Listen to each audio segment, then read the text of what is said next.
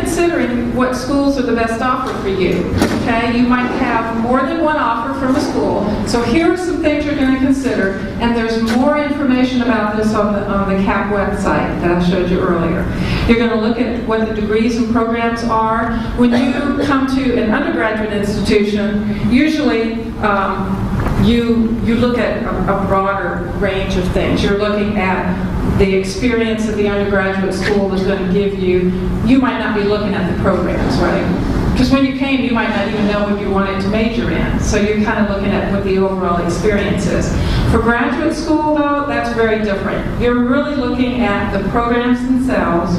You're looking at the expertise of the faculty. That's usually number one. What's the faculty like, and what are the programs that are offered? And are those programs going to be accredited, and they're going to be strong programs, and they're going to be something I want to be in? Okay, so that's your primary thing. The second thing is research focus. If you want to be, if you want to have a lot of research focus in your graduate studies, then that makes a difference on which school you're going to go to. If you're more of a practitioner in your program, that makes a difference too. So you want to have the right fit for the school that you want to go to. And then the admission standards, you obviously don't want to choose one that has low admission standards because it won't be the quality school that you want to be in. So you are going to be looking at schools that are competitive for their admissions programs. Looking at accreditation for the school itself and for the program. Pay attention to that. When you're looking at schools, where are they accredited and where are the programs accredited? And they're going to have it on their web pages everywhere. I mean, JMU talks about that all the time. College of Business is accredited here, here, and here, and this program got this award and that. So do pay attention to that. Other educational factors that you want to consider is what's the faculty and staff or faculty-student ratio. For the most part, they're going to be much lower in your graduate education than they are for undergrad. But you'll want to look at that. Make sure you have the quality faculty that you're looking for. Make sure that you have the opportunities to do the type of research that you want to do or the type of work experiences that you want to do. And then the educational background of the student body, you can find that on the web pages too. A diverse environment is generally the best for you because that's where you get the best experiences.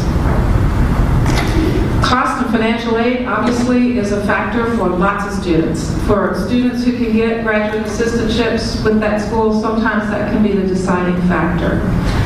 But you have to weigh all of those to see which is going to be the best for you.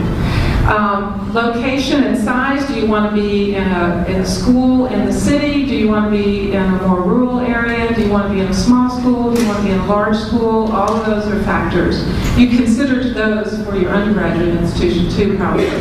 So you'll be considering that as well. And then career assistance. You know, what kind of assistance do they give you in the schools for your career search? So the requirements for admission. Obviously, you're going to have an application. Generally, that's going to be online. Our application tells you everything that's required for each of the programs. The requirements will differ for different programs. The graduate school at JMU has several basic requirements. One is the application and the fee. The second one is we got to have your test scores, so GREs or GMATs, unless that's accepted for some reason. And then we have to have transcripts. So those are our three major requirements. But then the programs are going to have other requirements, like letters of reference and that kind of thing. Letters of reference, some ask for resumes, some ask for work samples, depends on the program that you're applying for. Speaking of resumes, career and academic planning, another place. Make sure your resume is good for graduate school. They will help you with that. So on your essay, again, on those websites that I referred to you earlier, there's lots of good information on how to write good essays for graduate admissions.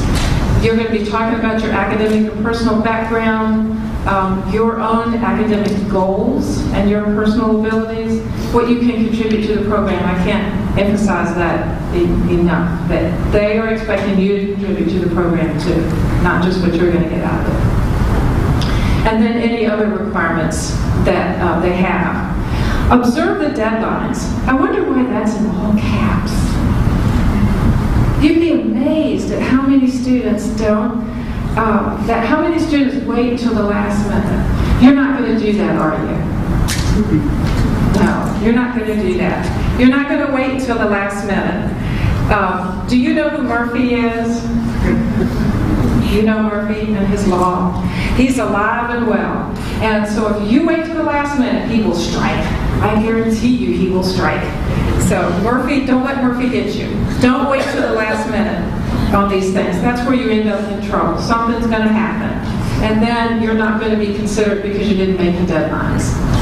Look at assistantships. Our assistantships at JMU pay a stipend and 9 credit hours of tuition per semester.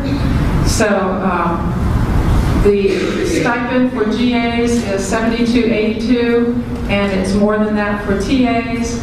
And you're basically getting your tuition with 9 credit hours. That's considered full-time per semester for graduate school. There's often not enough graduate assistantships to go around, so if you are desirous of a graduate assistantship at JMU, for example, then you would let the program know when you apply that you are interested in a graduate assistantship. There's a place on the application to indicate that. And you can also go to JobLink and look for assistantships, and you can apply for assistantships. Some programs have enough assistantships to go around, but many do not. And you actually can't be considered for a graduate assistantship at JMU until you actually have accepted the offer and you're matriculated as a student. So even if you're not offered an assistantship with your offer letter, that doesn't mean you're not going to get one, because there are other offices and other opportunities out there for graduate assistantships. For example, in the graduate school, we hire one every year. So other offices do the same thing. Any questions about graduate assistantships right now? You'll have an opportunity to ask more questions later. So timely submission of application materials is important. Your previous academic record is important. Obviously, that was important to you as an undergraduate too. Your test scores. At JMU, we don't tell you what the test score, what the requirements are going to be as a rule. I think accounting has a bottom floor, but we expect you to be within the 25th percentile. That's the minimum, within the 25th percentile on all areas on your test scores. And so that actual test score might vary from time to time, because each batch in the GRE test will show different scores. So we ask that your score be at least within the 25th percentile. But I can tell you it's really competitive, because a lot of these students will have really high test scores. So it is very competitive. So your academic record is really, really important. So keep doing well in your coursework here. Make sure that your coursework is applicable to what you're looking for, and your test scores then hopefully will be good. Organized and clearly written essays and written statements. Again, how you can contribute to the program.